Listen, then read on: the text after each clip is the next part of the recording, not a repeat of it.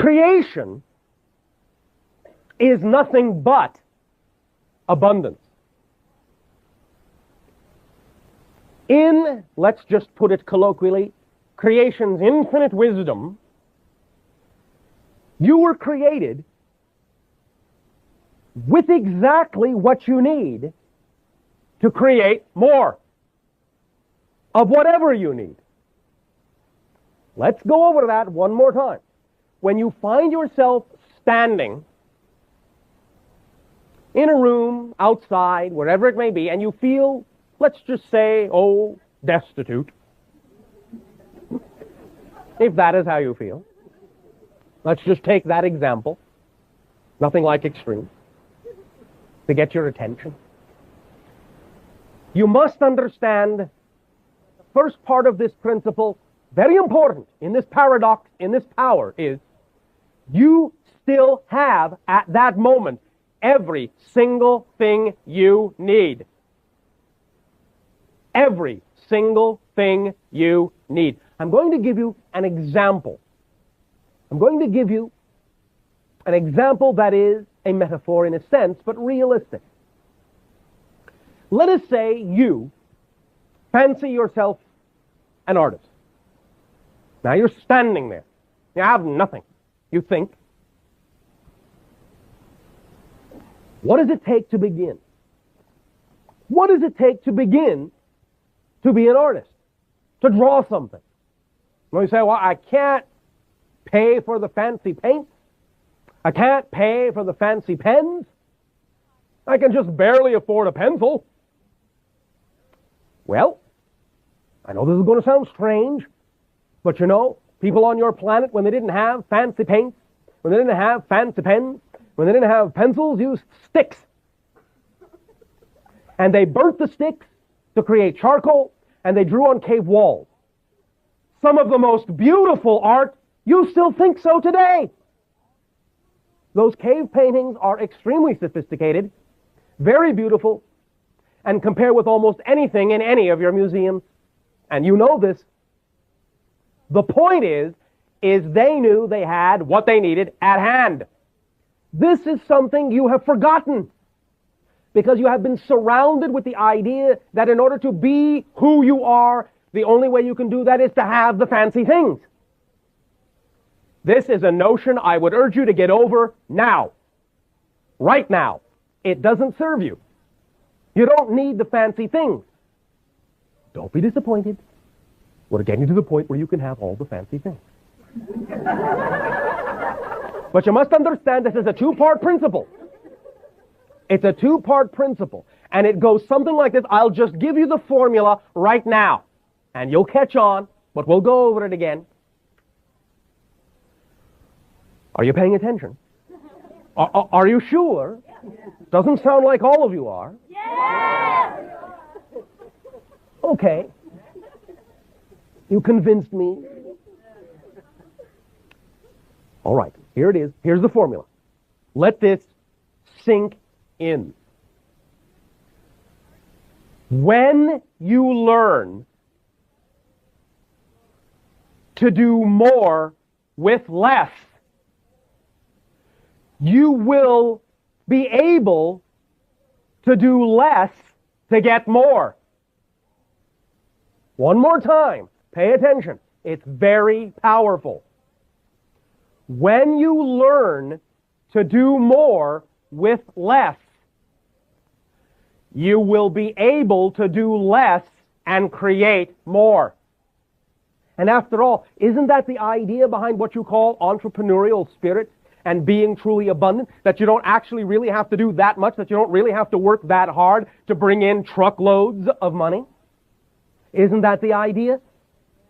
But how do you get to that point of not needing to do so much and yet bringing in so much? The way you get to the point of not having to do so much to make so much is finally learning to begin the process by learning to do more with less. That is the training that your consciousness needs to understand. When you accept, when you allow it to be all right as an artist, to go back to our illustration, when you allow it to be all right to know that you can still be an artist in every sense of that concept, not lacking a thing from that concept, of its expression, of its heart, when you know you can be an artist with a stick, then you will understand how to do very little to bring to you any other tool of the artist that is possible for the artist to have to be able to express yourself on any other level you want. Remember, this is based on the idea that the greatest power, the greatest expression of power requires the most delicate touch. When you feel powerless, you attempt to move things around a lot to get them to work. You think you have to exert a lot of pressure. You think you have to exert a lot of force to make something happen. But if you stop and think about it, think about the power of creation itself. When you really are powerful, then all it takes is the slightest nudge of your little finger to move mountains. Because you are that powerful. And when you are that powerful, you don't have to exert yourself. That's the point. So when you know how to let it be all right to do what you need to do with what you have, that you can do more with less, you will empower yourself and enrich yourself and energize yourself to such a degree that the cycle will be completed. The circuit will be closed. You will use both sides of the paradox, and you will begin to see that as you become more powerful, you will need to use less of the power to accomplish more. But you've got to start. You've got to start by opening the gates of your imagination and by allowing yourself to understand that you, just as you are right now, without anything, you can accomplish what you really need to accomplish for yourself in some fashion. And you need to stop measuring the idea and comparing and contrasting and conflicting the idea that just because all you're capable of doing is making a picture with a burnt stick, that somehow that means you are not the artist you want to be. You've got to stop that now. Or none of this and anything else we're going to say will make any sense. Do you understand that? It's all based on this formula, on this principle, and that's it. That is the secret to money. The secret to money. When you know that you can do more with less, you will require less to do more. You need to train yourself to understand this. You need to train yourself to live this way. You need to train yourself to remember this so that it is your first thought. Not your second or your third or your last, your first thought. It is your priority. It is your job.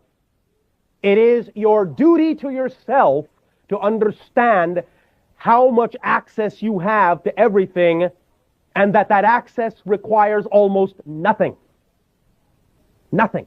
All you have to do is be willing to stretch and expand your definition of what it is you are and allow what you are capable of doing to be part of that definition instead of excluding it and saying, oh no, people who draw with burnt sticks are not artists. They're not the artist I want to be. Yes, it is. In every way.